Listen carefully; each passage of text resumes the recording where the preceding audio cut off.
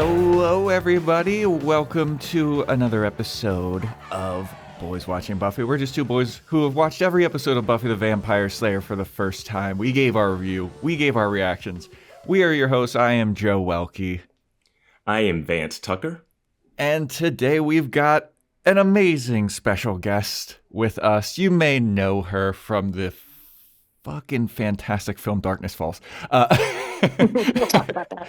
We'll talk about that for sure. But for our context, she was Anya on Buffy the Vampire Slayer. Give it up for Emma Caulfield. Thank you so much for joining us.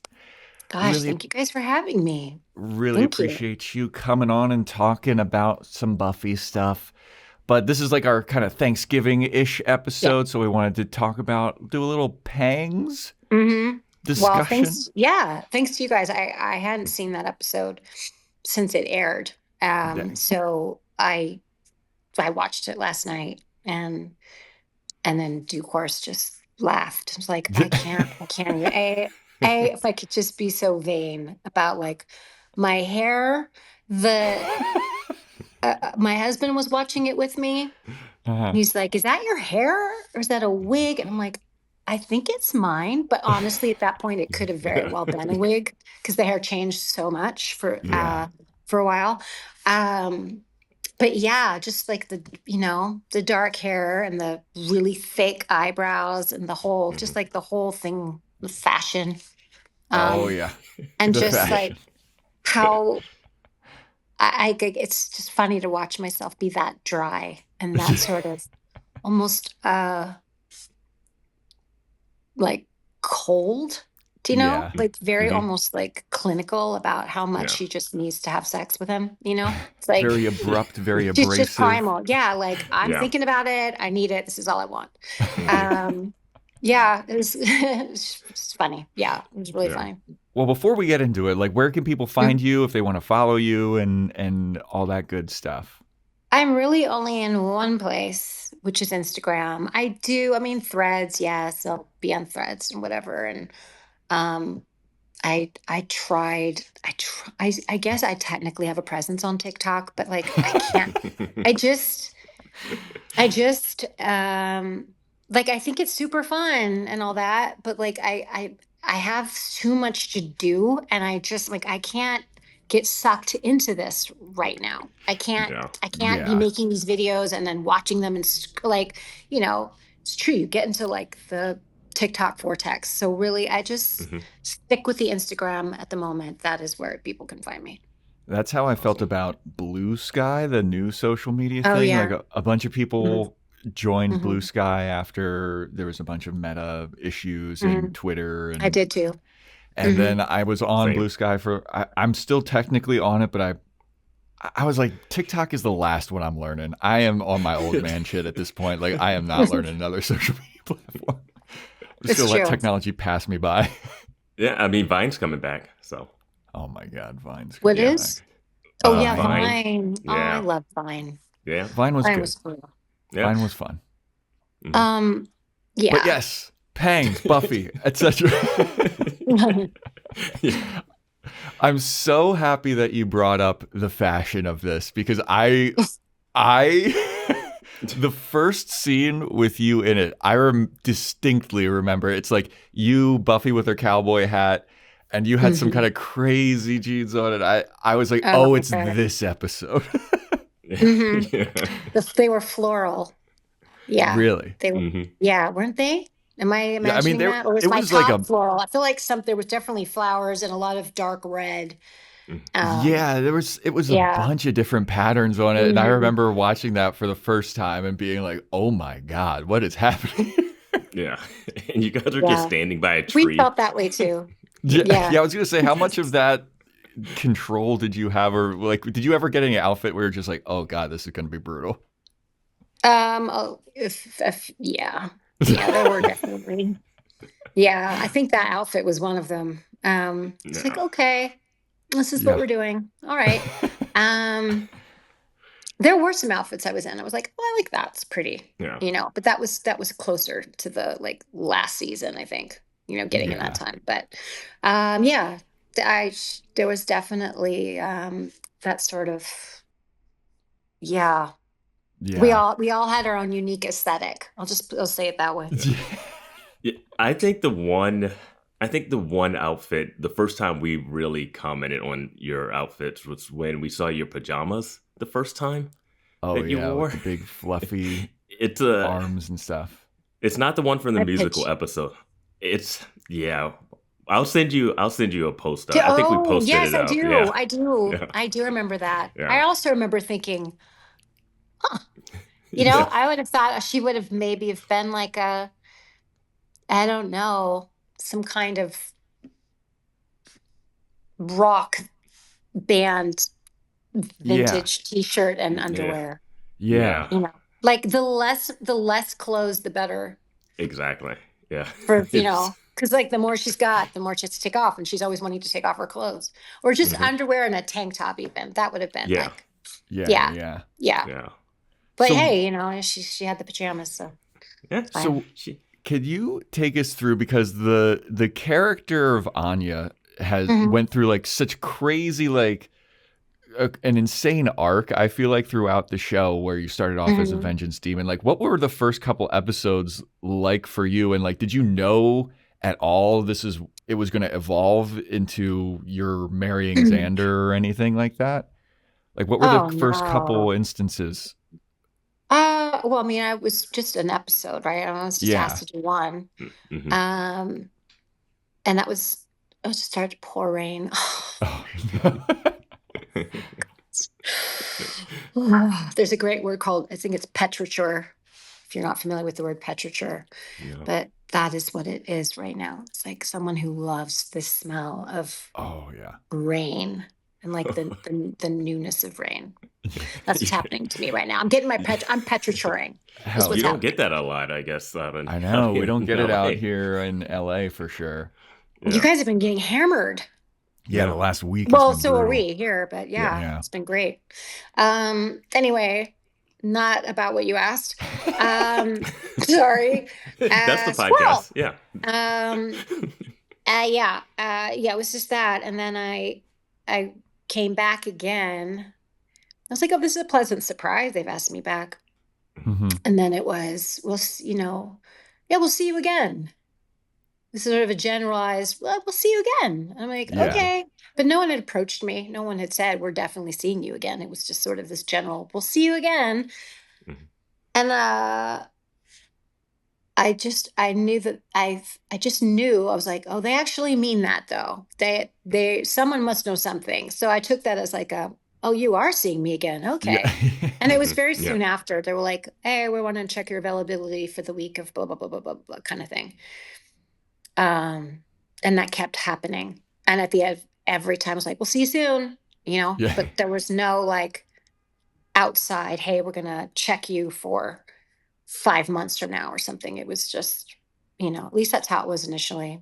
And then it was just a kind of all the time I was Yeah. in.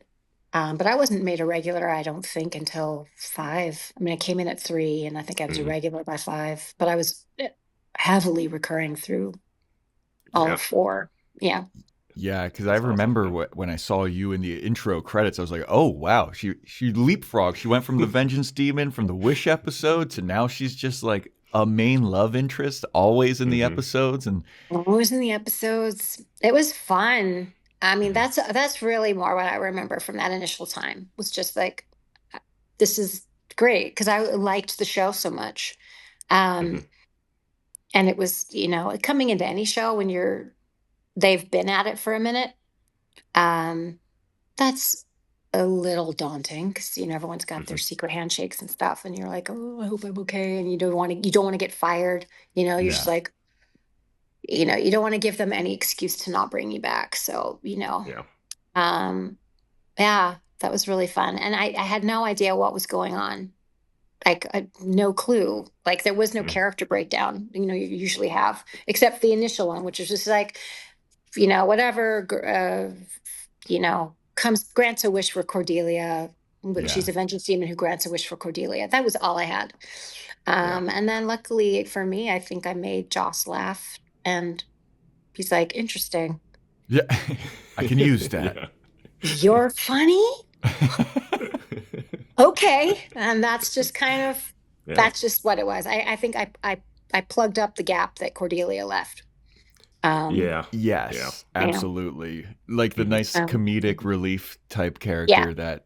Yeah. Yeah, because how much input did you have on that? Because, like I said, you started out as just like the vengeance demon, and then like the evolution of the character was so interesting and fun and funny, and I loved seeing where it all went.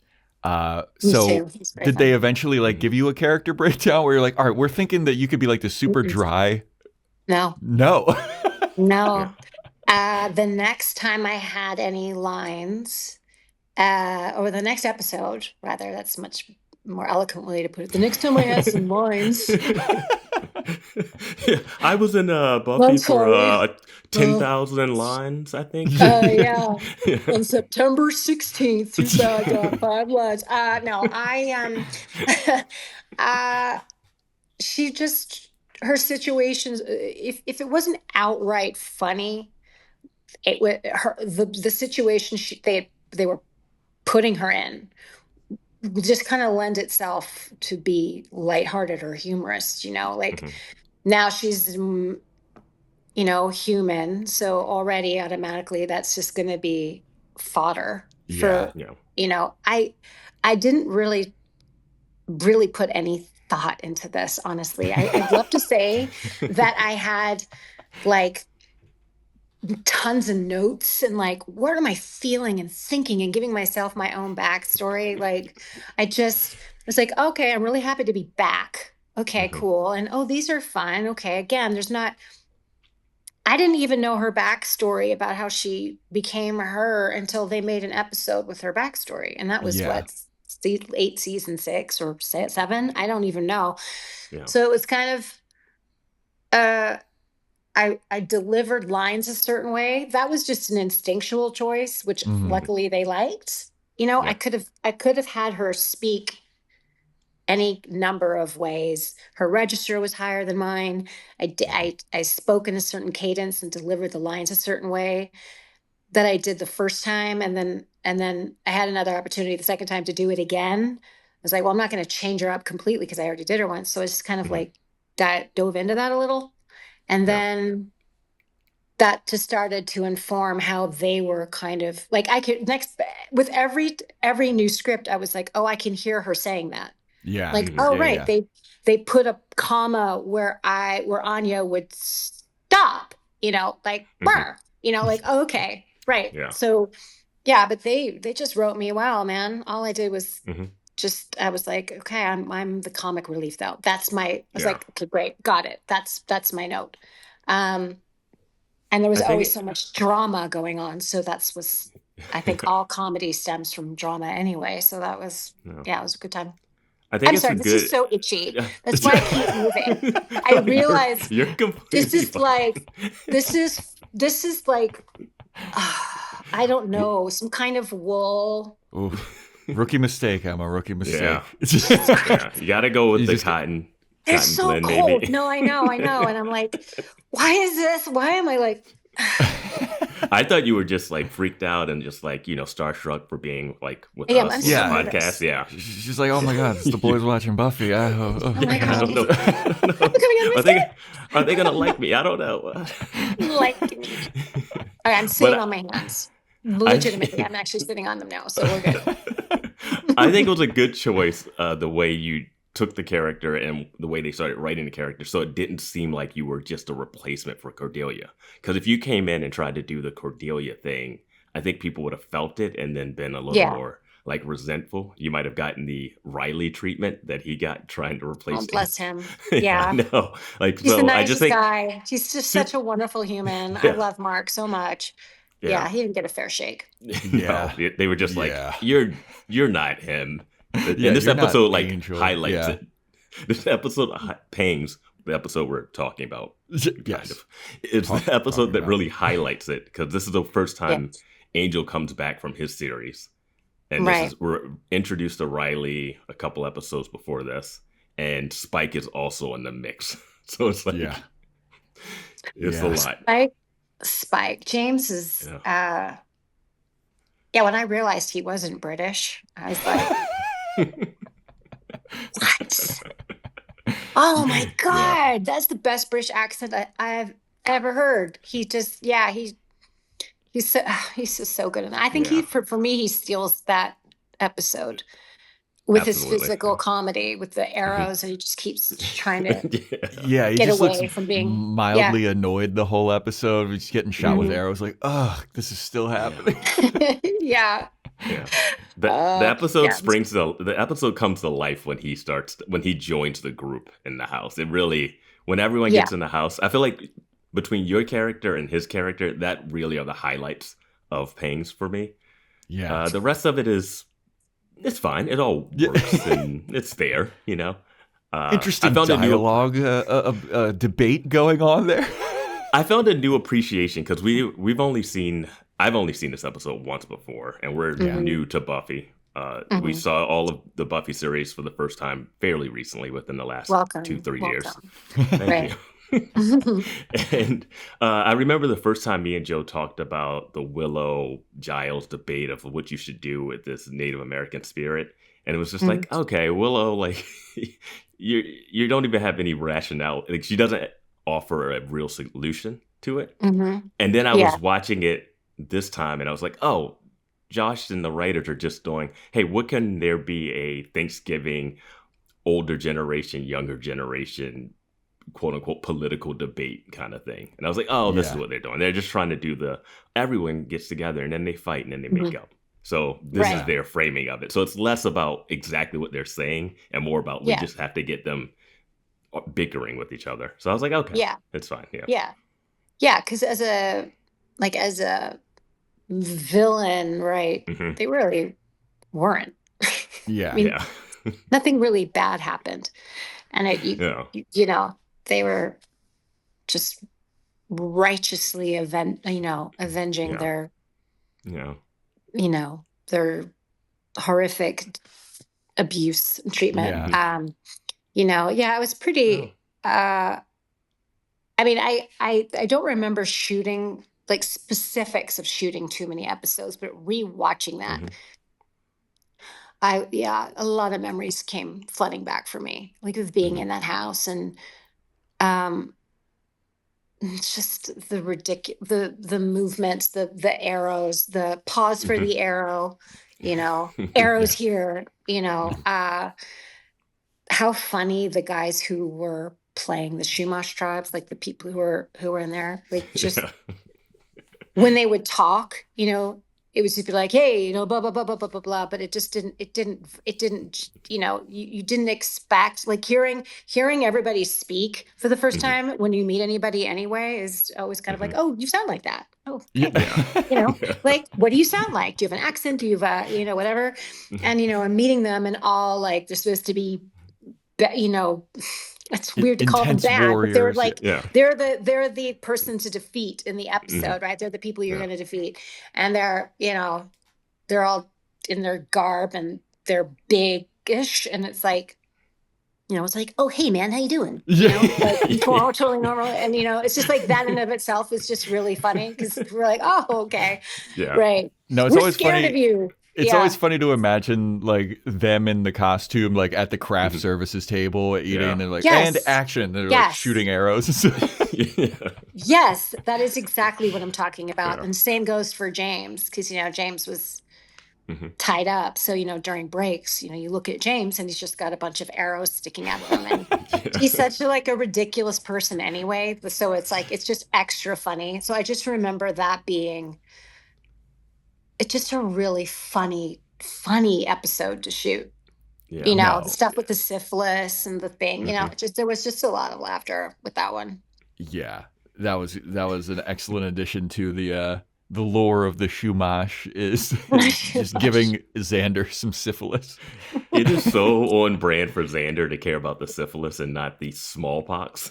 Yeah, smallpox, malaria, and syphilis. He's like, but my dick, though. Yeah. Oh, and her too, Anya too, kind of being like, it's going to be okay, right? Yeah. I like that everyone just let him get sick. As long. What? I like that everyone just let him be sick, and they were like, "Oh, you have like the most contagious diseases? Okay, sure, we'll hang out with you." Yeah. They were Yeah. on the couch. We're gonna go visit the dean together. Let's go. Yeah. Yeah. Would you like some pie? Yeah. Yeah. Yeah. I couldn't believe that Buffy let you guys all go to the deans. That to me still rings so untrue in this episode. Is that she's like, I'm gonna make dinner. You guys go and check and see if the guy's okay from the avenging spirit that I didn't fight that could turn into crows. And I'll just stay here. Yeah. I was like, wait, what are they gonna do? Like, you don't have any powers at this point. We have no powers. Yeah. No powers. Yeah. So Willow may have.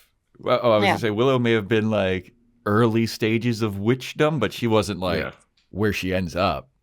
Yeah. No, and for sure, I had 0 powers. Like, I mean, I was fully neutered at that point.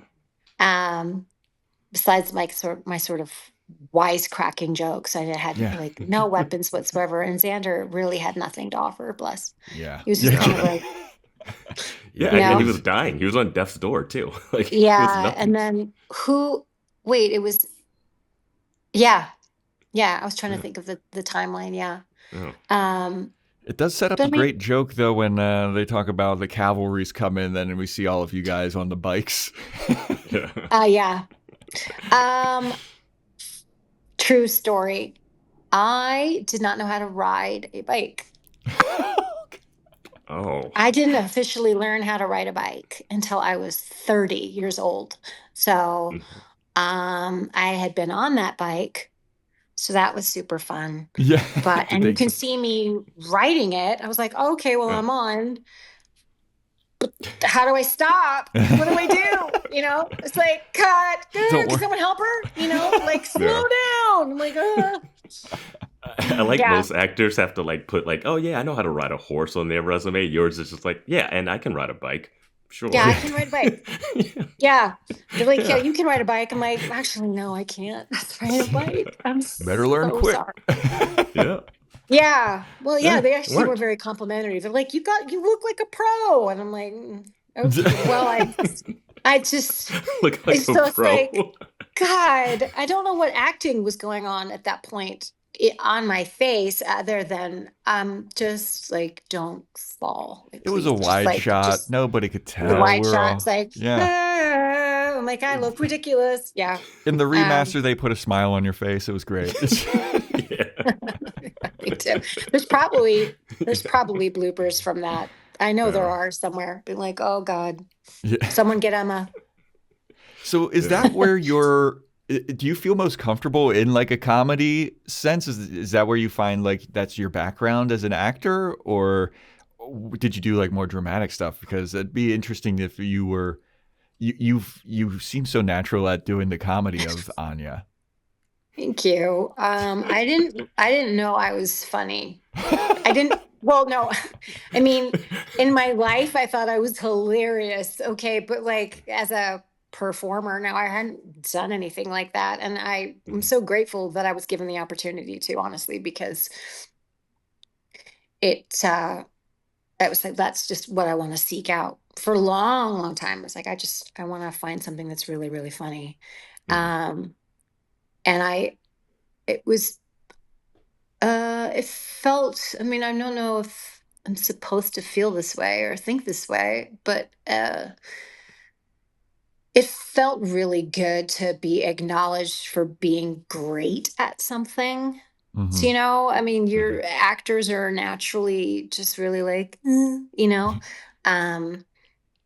like, we're just these vessels, tell us what to do. We'll dance for you,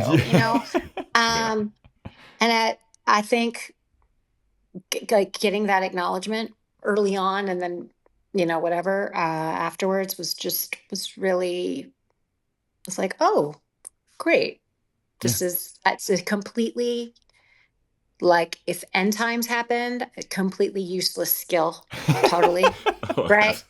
But knowing that if you give me something to say, there's almost 100% chance I'm going to be able to make it funny somehow. I don't know how I'm going to do it, but I will make it funny.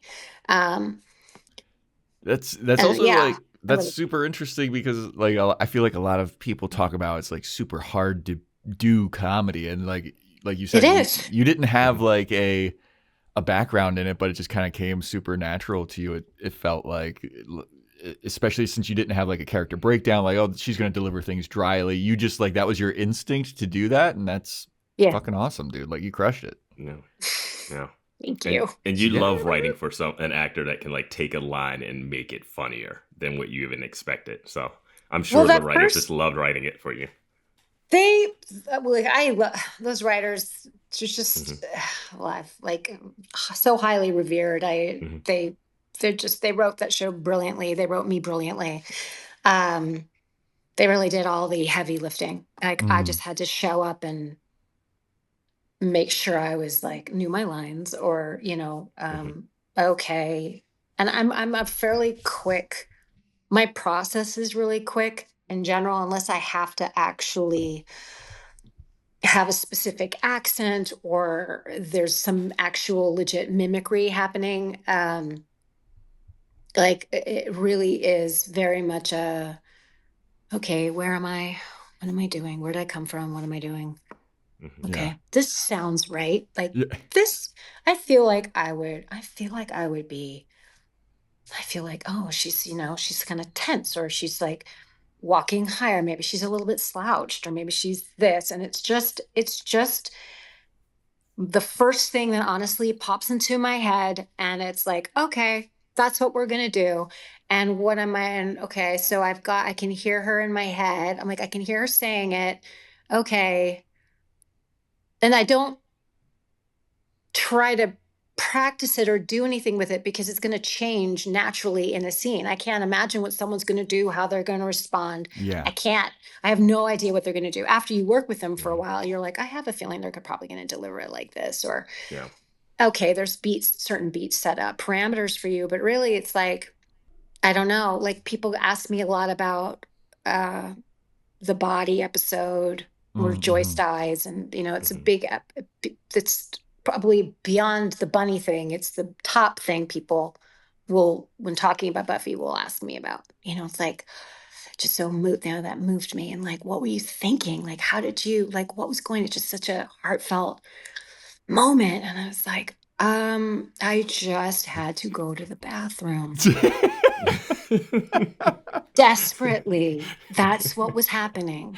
Like I knew Anya enough, right? I'd played her enough, and I'm like, okay, where am I? What's going on? Okay.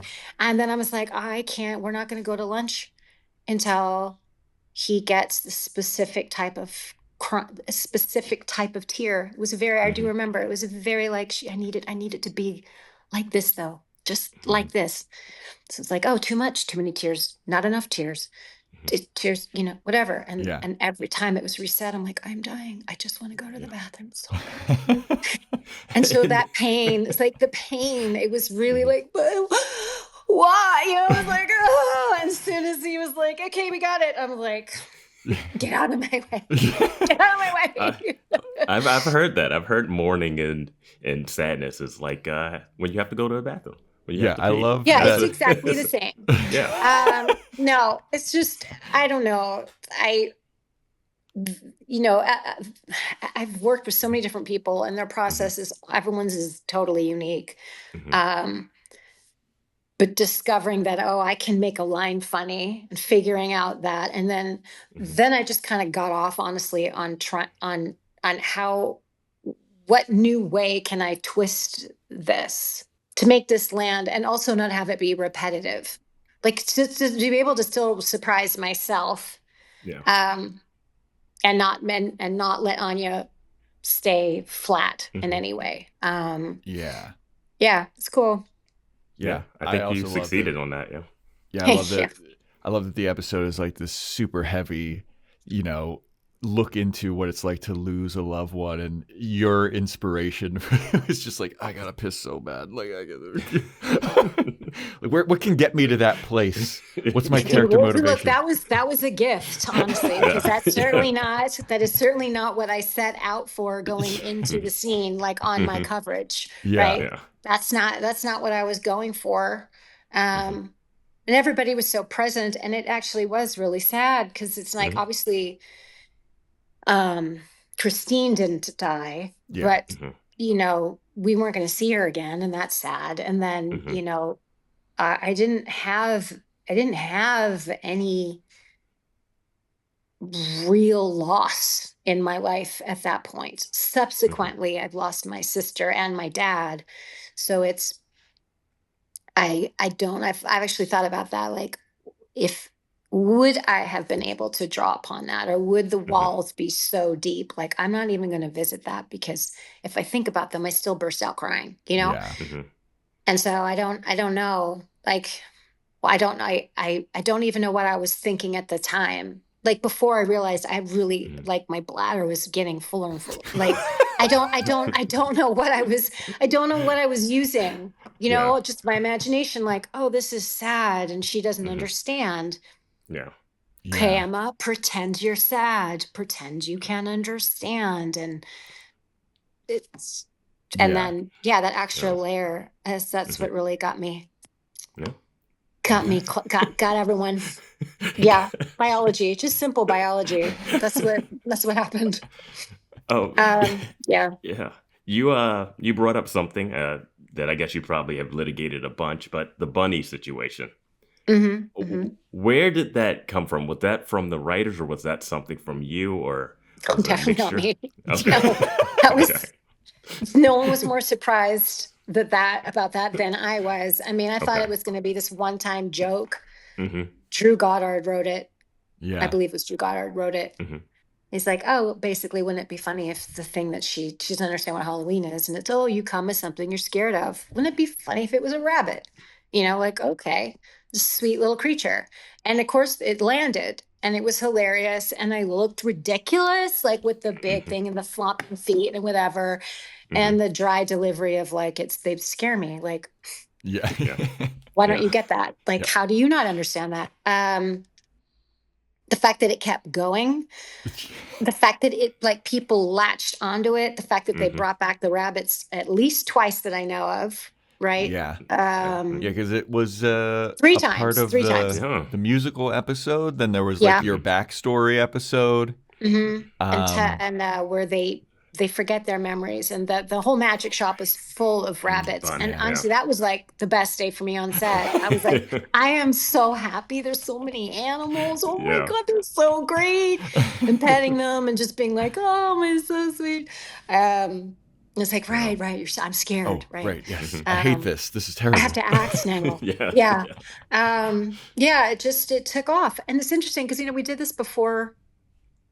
Like, if that was if we had Instagram, Twitter, any of that at that time, I can see that becoming the meme. It could become a viral moment. It would be tweeted about. It'd be like, oh my God, and the thing, and the costumes, how funny. And people would have weighed in on that.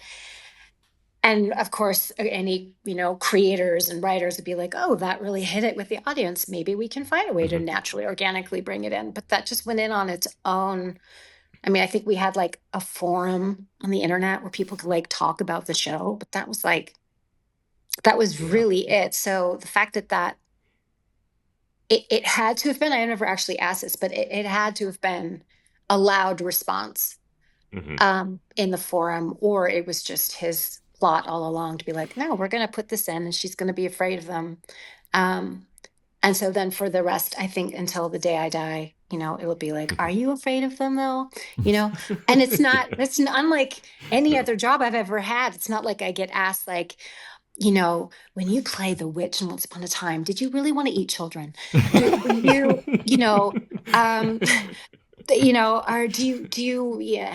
you want to play a doctor in real life? Because you've played one a couple of times, did you go to medical school? That's just, it's a very specific thing, which honestly I used to really hate. And it would drive me crazy that I would be relegated to a bunnies soundbite. And it's like, God, I put in a lot of work. That's really annoying. And then I don't know. Magically, one day I was just like, you know what? It's actually kind of awesome. I like it is. It's such a imprinted moment. So it's like, all right, I'll take it. Allison Hannigan dodged that bullet because earlier in the seasons there was something about her not liking frogs, and they never kept the runner going, which we kind of expected them to do. And then I guess it just switched over to you and bunnies, but she could have had people, I don't know, bringing stuffed frogs and stuff to everything. I don't know. Oh my gosh. Frogs would I've got some really cute. Oh, in fact, I'll show you one. Wait, stay there. We're not going anywhere. She really came full circle. She brings a bunny in. This was given to me. Yes. This was given to me Nice. a month ago. A fan, she'd hand crocheted it. And I thought it was really stinking cute. Yeah, I mean, I checked it for hidden cameras, obviously. Duh. Like, you know, like let me steam clean it, make sure there's no light, you know, ricin. You never know. You never know. And it's actually going on the tree this year because it's so cute. Oh, nice. Like, oh, that's really cute. Yeah. You know, we kind of do this year's theme is like childlike stuff, you know. Oh, you do a themed Christmas tree every year? I do. I do Awesome. a theme. Nice. Yeah. What was it last year? It was like well, we have white lights. I like both. I like white and colored lights. The colored lights, which I was gonna do this year, and Mom, I'm not. I don't know why. I don't have a good reason. I don't know why. It's white lights. Yeah. So yeah, they're white, and then we did like kind of like a winter wonderland thing. So I had a lot of like beautiful glass ornaments, like beveled glass, like, you know. Oh damn. You know, kind Fancy. of that, or like silver with like lace, or, you know, icicles, like actual, you know, like, you know, a lot. Like baby's breath, just stuffing a bunch of baby's breath in it and just making it seem, I go all out. I get kind of psycho. And I'm the same with wrapping presents. I can often spend more money on the stinking wrappers and the thing than I do on the present. And I'm so into it. And I'm like, and I'm going to get a piece of rosemary. You know? It's like, I'm so proud. I'm like, look at what I gave you. Yeah, you that know? just gets torn off immediately. I'm like, just savor it. You don't have to really get it. Yeah, it's crazy. Can I take that lavender back? Okay. I mean, my household, my parents were so paranoid about recycling. They would recycle wrapping paper, so we never ripped apart. You mean our recycle, like keep it for next year? Yes, exactly. We would very delicately take off the tape and then give it back to my parents, and they'd be like, "All right, we're rewrapping this for next year." It's just like, geez. Oh man, it ruined the experience of unwrapping. I would say, you know what, give me one less present so we can throw the paper away. You know, like whatever the paper budget's going to be to wrap next year. I got one for your parents, though. I did this a couple of years. I don't think I'm doing it this year. But I went to like, I don't even remember the name of the store. It's like a Joann's Fabric or a so-and-so or something like that.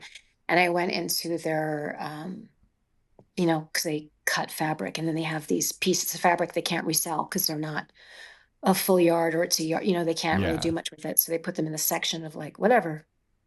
And they just like 20 cents or 10 cents or 50 cents or something. Like sometimes it's like, whoa, it's $1.50. I'm like, oh, you know. And I would buy like heaps of fabric, and then I would wrap all the presents in like, and none of them matched. It was like, well, there's pandas and there's flowers, and then there's whatever. And I did a whole Christmas like that where I wrapped all my daughter's presents, everyone's presents in different fabric. That's resourcul. I mean, I remember. And it was recycled. You know, I was like, well, it's not going to go to waste, you know. Yeah. And then I threw it in the trash immediately. Because what the fuck am I going to do with this now? No, I'm kidding. I didn't. I don't know what I did with it. I used it for a couple of years. Yeah. And then I think you know, she ended up making doll clothes and, you know, whatever. It had plenty of lives. Yeah, ended up making the pants in this episode of Pangs. Yes, oh my God. Yeah. Full circle. Yeah.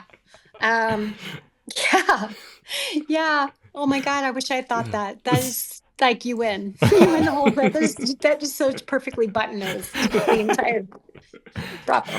Yeah. I'm going to give you a present, and I'm going to use the most crinkly, loudest paper, and be like, and I'm just going to wrap and be like, have at it. Yeah. Fulfill that childhood dream. Man. Yeah, Joe, that's not a way to grow. Like ripping the paper is where it's at. Like it's like an essential part of like unwrapping presents on Christmas as a kid, and I never really got to do it to the point now where I'm an adult and I still do it, and it feels wasteful to rip it to shreds. I see little kids doing it. I'm like, oh my god, they don't even realize. They don't even realize the stress of having that went into this. Yeah. Yes. Having to fold your wrapping paper in the morning. Well, Emma, you're talking about how you spend more time on like the wrapping, and you've got rosemary and you've got lavender, and I'm sure there's like all kinds of beautiful bows and stuff. I know my mom would do the thing with the scissors where you go like that, and it gets really crinkly. That's a lot of effort. Yeah. Well, I do make it a little easier, because then with that, like, I will just tape something, or just like I do hot glue as well. Like I go all out. I'd be like, okay, whatever, so that you can just take it. Yeah. You know, like any of the things that are like, oh, that's dope. Like, you know, going into thrift stores, going into like kind of junky antique shops and seeing like, oh, there's like a random emerald rhinestone brooch for 20 cents or $1. Be like, oh, that's a topper. No. That's a topper, you know. And I put them in like my jars of like bric-a-brac, and I'm like, yep, I'm gonna whip that one out. And I'm just so I'm kind of like, hey, let me take that. So when cleanup time's really easy, because I just recycle a lot of the toppers, and then I go every year and I try to find new ones. And there's at shocking places. They can be at like garden stores. They can be, you know, I don't know, just like some found object, like a cool twig that the tree, you know, like I was like, that's dope. Let me just paint that. A little piece of holly. But I will make it. I don't get psycho about the paper though. Like, take care of, like, do what you want with the paper, but I do keep the toppers. Yeah. I need that sequined robe. Okay, give me that sequined robe back. Okay, I'm gonna use that next year. I'm gonna use it as a belt. Yeah. Do you remember? I think the biggest shot in Pangs that everyone remembers is that last shot when you all are looking at Buffy. Do you remember that moment when they filmed that? Was that was it as big of a? Did it seem like something that would be like, oh yeah, this is going to be a lasting image, or when they did it? Yeah. Yeah, it felt significant, I guess. Yeah. Do you know? Yeah. And I was so curious to see what that looked like. You know, I was like, oh, what's that going to look like? Yeah, we got a nice little like fisheye type of fisheye. Yeah. I had never done. I had never. That shot had never been used in anything that I've been in, and I've only seen it like a few times. I was like, oh, this is so elevated. It just feels really cool. And we all had such different expressions. So it was really cool to kind of see that locked in on such a, you know, unusual level. I loved it. There were a lot of really there was just a lot. Every episode had its own highlight, you know. It's like something where like, oh, you leveled that up. Yeah. That's different. You're taking something, you know. It's like every season it just would like continue to, and well, obviously, sure, when they were able to get more money. I mean, they had no money at all. And I mean, it looks like a cheesy, like whatever, like Saturday morning, like no budget show kind of. But the writing, the themes were never like that. So it was nice when the money could kind of show up for what everybody else was bringing, you know? Yeah. It was also, it's silly that I didn't remember that this was part of the episode, but the other iconic one from this is the bear situation. Yeah, the bear. Like, how ridiculous was that? Were you around the bear that was happening? I don't remember, honestly. And I looked at that and I was like, was that an actual bear? And I'm like, I think it was. I think they did bring in a bear. And then at one point, obviously CGI or whatever. I don't really know what they did, but I had totally forgotten about that. Completely forgotten. My feeling is that none of us were allowed on set. So if I'm feeling I was there, is just wish fulfillment, honestly. Yeah, I feel like you would remember being on set with an actual bear. With an actual bear. I'm like, that's an insurance issue right there. Yeah. It looks like they filmed a bear on a green screen, and then there's a person in a bear suit when it's fighting Buffy. That's what it feels like. Yeah, it's definitely not a bear fighting Buffy. Can you imagine? I mean, wait, what? I think Sarah Michelle could do it. I think she could do it. She probably could, actually. She's pretty fierce. Yeah.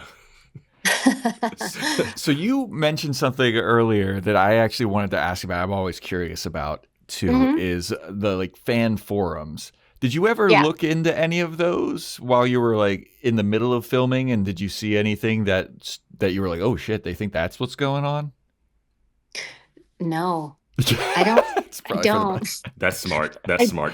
I don't remember me doing it. I think my memories are more of other people talking about the forum. I think it was the Bronze Forum. I think that's what they called it. Or I know that's what the club in the show was called.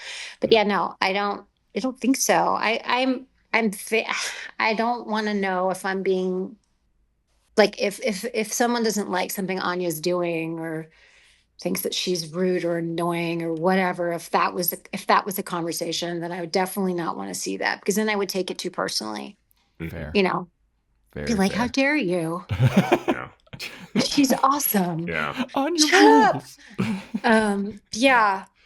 Or is it my fault that she's not, if she's not liked that week, is it my fault? Or if she's loved that week, then it's like, oh, she's so awesome. And then I'll be let down. I don't, people would tell me that people thought she was funny. Yeah. And I would get that obviously from reviews and whatever else that people brought my way. And I'm like, okay. And obviously, most importantly, the people who signed my checks thought to keep me around, thought, yeah, you're doing a great job, because it could just as easily just been pulled at any time. Yeah. So yeah, it was, what I did do quite obsessively was look at the dailies. So, we used film for most of that. So you'd have the reels. I'd be like, can I see the dailies from yesterday? And they're like, yeah, okay. And now I don't think that's even allowed. I'm pretty sure it's very rare that that's, whatever. But yeah, I would go in, they'd have them for me the next morning. And so I'd get, hair and makeup, whatever. I'd go in my room. And while I was eating breakfast, a lot of the time or changing, I'd just pop it in and I'd be like, okay, it'd be like the days daily or scene. I would just go what with the scene and whatever, find it and go and be like, okay. Right. Yeah, that's pretty good.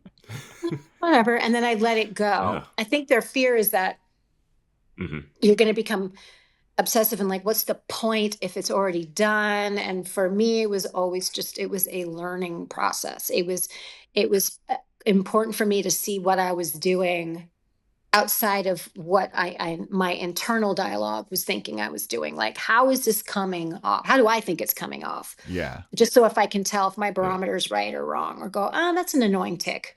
Stop doing that. You've done that twice. Don't do that again. Okay, whatever. And then let it go. Yeah. So because prior to that, I've always been. You were self scouting yourself, basically, not judging the whole. You're not judging the whole episode or what is working throughout the whole or what other people are doing. You're just self scouting yourself, which I think the fear would be if you give an actor dailies, they don't like the way it looks, and then you're going to come back and they're going to derail the production or something like that. It was always it was always just making notes on my own performance, or if I noticed that something would happen organically, I'd be like, oh, that's kind of that's an interesting, I can file that in on her character maybe a little bit and bring that back at some other point when the timing's right or whatever. And also something I was noticing too would be as she got more involved and as she was evolving from just sort of I want that, blah, blah, blah, blah, because I say, and do it, like almost robotic.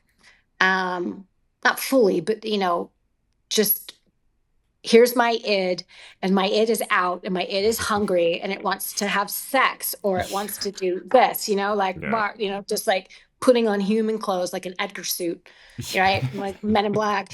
And then, to like kind of evolving, Mhm. I would do these things where I'd like kind of just like twitch my head a little, or I don't like whatever. And I was like, oh, that's interesting. You weren't doing that before. And I'm like, well, that's just kind of what she's doing now. And I'd be like, okay, and it became this thing. And then, that's just how it was. And so Anya started developing these other kind of quirks, and her voice would get higher and higher, in there, be like Xander, and I was like, what? That's so, just whatever. So yeah, I thank dailies for that, because I crossed out and checkmarked a lot during that first year, especially. Hell yeah. Is there something specific you crossed out that you noticed that you were doing that you really were like, I don't want to go down this rabbit hole? Not so much that, but I have poor vision, and so I was squinting constantly, and I was like, oh, like I look, what's going on? Why do I look like I'm angry, or like I'm like confused all the time? I'm like, that's not cool. And I'm like, oh, hey, if it's cool, like, can you flush this out a little, like, whatever, like when you're lighting, like, can I, whatever. And then that wasn't working. And then it was like, one day, I don't know who said it to me. Obviously it must've been the DP or somebody. It was like, hey, can you, like when they were relighting, they're like, hey, we need to match the face. It was like a direct cut from something. It's like, we need to match the face. Can you not frown, like stop frowning or stop squinting your eyes or whatever? And I'm like, I'm not. I'm actually not.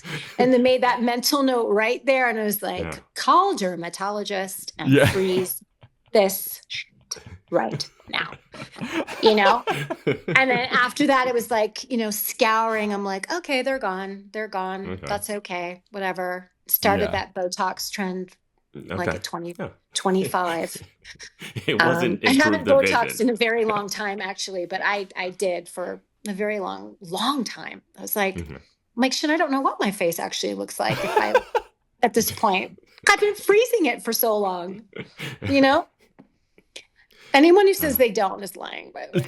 I'll just say that right there. Like, please. Like, come on. Your face isn't moving. Like, no. Like, it's okay. You have no facial reactions to anything. Like, at all. Great news, You're bad news. I'm so mad at you. Like, oh my God. Do you remember any like fan reactions to your character? Like, would you go like out and people would recognize you? Because I know we talked to Adam Bush, the dude that played Warren, and he was saying that he got it like terrible. Like people would be at the grocery store like, you killed Tara, and he's like, I'm just trying to buy some Honey Nut Cheerios. And people were just like mad at him constantly, which I felt bad for. But like, I'm sure you got like the opposite of that, where people were like, oh shit, it's Anya. She's buying Honey Nut Cheerios. I mean, during that run, people were always very, very kind. People were never, and to this day, if someone recognizes me from Buffy or from something, whatever it is they're recognizing me from, or from all of the above, it's, it's some sort of version of, you made me cry in the body, I love you forever, or are you afraid of bunnies? Or like, we just love it. I named my daughter Anya after you, or oh, your Dottie was such a cool. I really thought Dottie was going to be like the super villain, and I'm like, I know, I knew that's what was going to happen. That's what they wanted you to think. Sorry, or no one's ever mad. No one's ever. I haven't played anybody where people would be like, oh, bitch. It's not. It's not like that. It's. Yeah. You lucked out. Do you want to play that role? Hmm.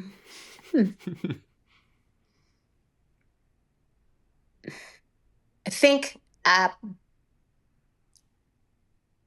being someone who's sort of unredeemable for the most part, it would probably be good for me to do that because I find it so hard. It could be a nice challenge. You could know, be like a my instincts want to find something. Or even like I love this example of Alan Rickman in Die Hard, and Die Hard in honor of the Christmas season because it is a Christmas movie. Well, let's get that straight. Like he's his villain. I mean, he's really he's a horrible human. He's a murderer, cold-blooded. Like there's nothing. He's not a good man by any means, but he plays him with such manners. I don't know, and like you root for him. Yeah. And I don't know how, you don't, but you do. You're like, he died at the end. But you're not like Joffrey dying in Game of Thrones or something, where you're like, please, someone take this head. Take it. Put it on a spike. Like, you're just rooting for it the whole time. There's no, oh, bummer, Joffrey's gone. You're just like, thank God he got him. I don't know if he'd get eaten by wolves. I don't remember, but I know it was so good. So yeah, to play like a Joffrey, I just don't know that. I just don't think I could pull it off. I could probably pull off an Alan Rickman. I could pull off a Hans Gruber. Okay, you could Hans Gruber. You know what I mean? You could be totally irredeemable. Yeah. You've got it in you, Emma. I've got it in me just to be horrible. I mean, that would be tricky. It would be challenging because I would try, and my instinct would be like, find something that's not, find something that makes them worth fighting for a little, like find it.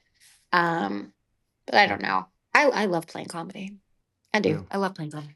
I guess a question that I have for you is like, do you have any, like, your favorite episode that you filmed for Buffy? Like, that sticks out, like 100%, this one was like the shit. Of Buffy. I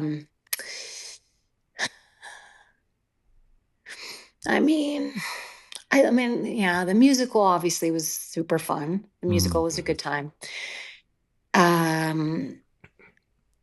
In a sort of origin story, that episode where I got a separate musical number and the backstory with the Swedish with Olaf and how I loved rabbits at one point, but we never did quite figure out what went wrong. Okay, I'm glad that you brought that up. We did bring that up on the podcast because we were like, oh, we're gonna get the origin and like something really bad is gonna happen to it with rabbits. We're gonna find the answer to the question, and we don't get it at all. No, I thought that's a big missed opportunity. I think the idea was that in the chaos, something went horribly wrong. I don't know. I would have thought that for her to have that kind of fear would have been something like she, I don't know, the rabbits went feral and gnawed off her skin somewhere. So she has a hidden nasty scar she doesn't show. Something. Or Yeah, I thought it was going to be tied to the infidelity of Olaf, and like she has like you see him with the girl, and there's bunnies around, and you just equate the two together somehow. And it's a leap, That's a leap. It's just, but they gave us nothing really. No, they didn't. They didn't.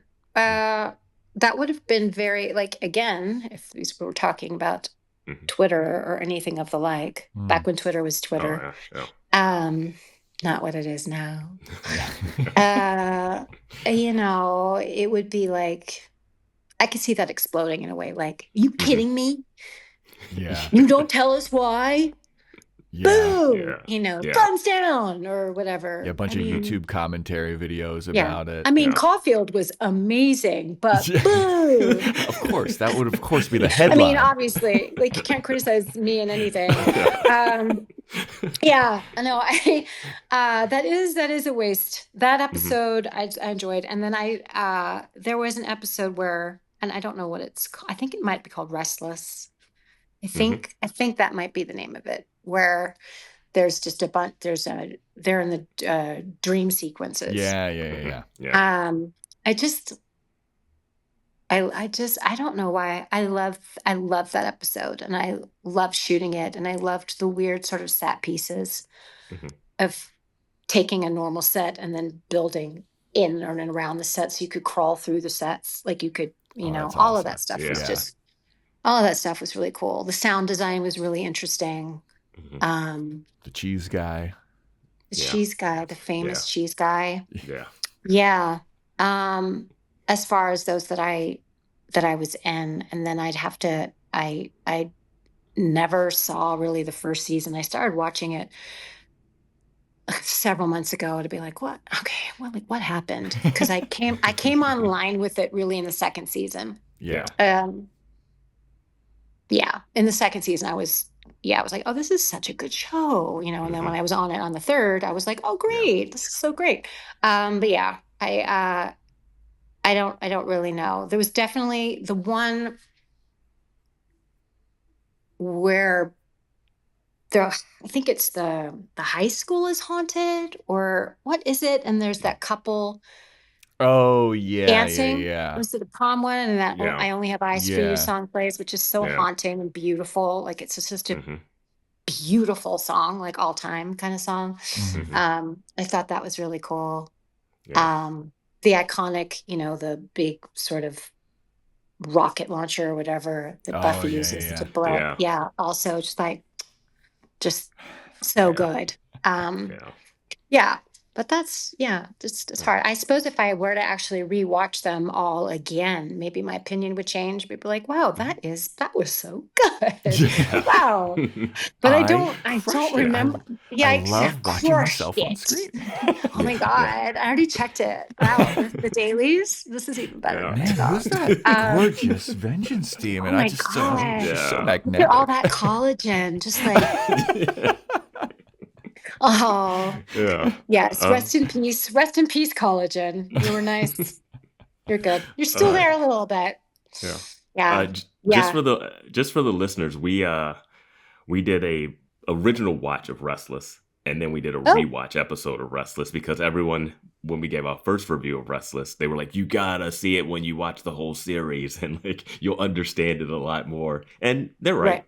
It makes a lot more sense when you go back, because it's like so much stuff in that episode. There is. There's a lot. It's not one of those truly like a capsule episodes where you could just, like, I'm a huge X-Files fan, and, as there's only a handful of those that I could really say if someone didn't want to like get into the whole show, but it'd be like, okay, just watch this. I do have something that we would be remiss if we didn't bring up, being the Boys Watching Buffy podcast. Yeah. And it's the wedding episode. Yes. Best day of her life. No, for real, I think it actually is. Yeah. We have an interesting take on it, where we are on the side of that maybe the wedding should be postponed. Yeah. Just a little bit, but we don't side with Xander's not the way he goes about it and the way he just like leaves and skips out of town. But we think there is a debate to be had about, like, should we actually get married today with the demon's body in the back and the flashback that he had of domestic abuse? Just a little bit. No, I totally agree with you. Him breaking up with Anya, oh, sad, but also like, thank God, like liberating herself from that, and just like, it's the best thing for her. Do you know?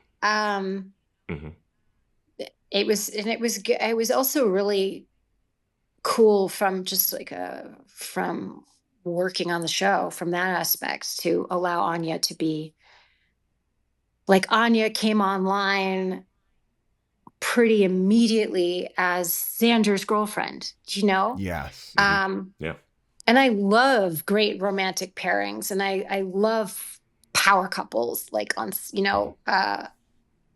like they're great. Like, I'm trying to think of an on-screen couple, and I'm totally drawing a Jim and Pam. Jim. Okay, here's something sacrilegious. I've never seen The Office. Whoa. I know. I've never seen it. I saw the British one and I never saw the American one. I feel like I've seen it because I've seen it referenced on clips, but I've never actually watched it. It's still Jim and Pam in the British but Office, I see, right? but I already know what it is, Jim and Pam. Yes. I never saw it, but I'm like, oh, Jim and Pam, and then they hug and the loves. I get it. Like I know the reference, but having never watched it. But yeah, anyway, it doesn't matter. It's again, that's a tangent I'm going off on, but like she needed as a character, she needed to just figure out what is she still hypersexual without that guy? How does she feel about men in general? How does she feel about her friends? How does she feel about being anything? Like just allow all that to kind of unfold. And I think freeing her from that relationship allowed Anya to be a much more interesting, not that she was always fun, but I just mean like there were just different sides she could explore in that way.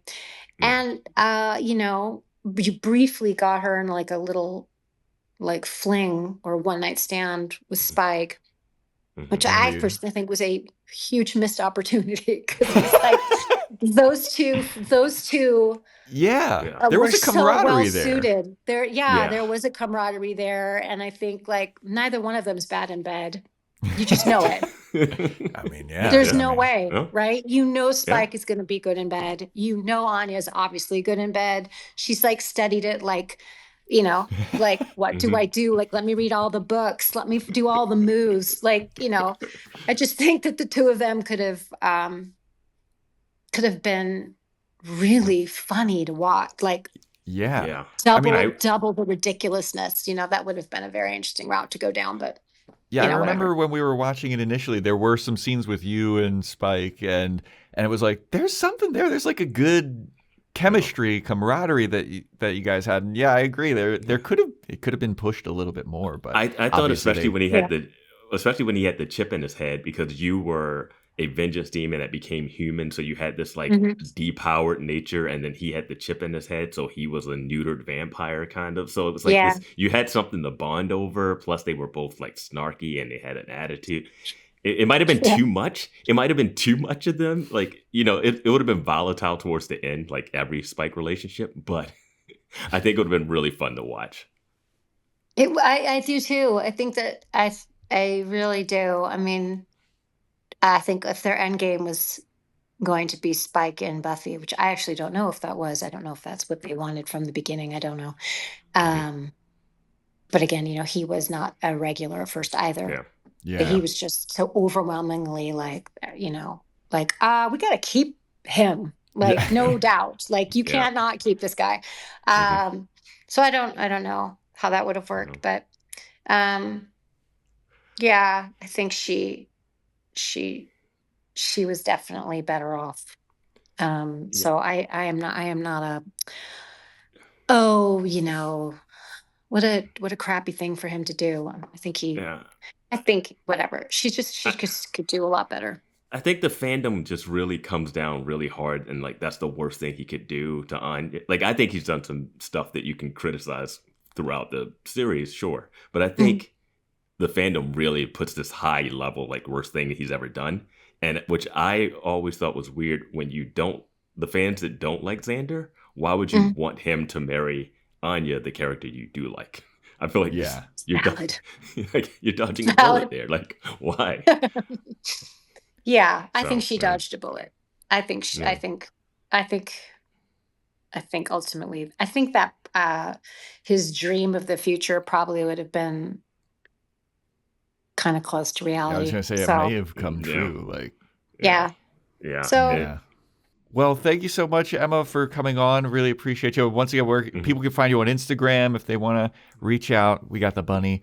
And thanks so much. Thank you. I'm so happy that Chandler hooked us up. Yeah, you guys are awesome. You guys are great. Perfect. Right. Thank you. Yay. Thank you.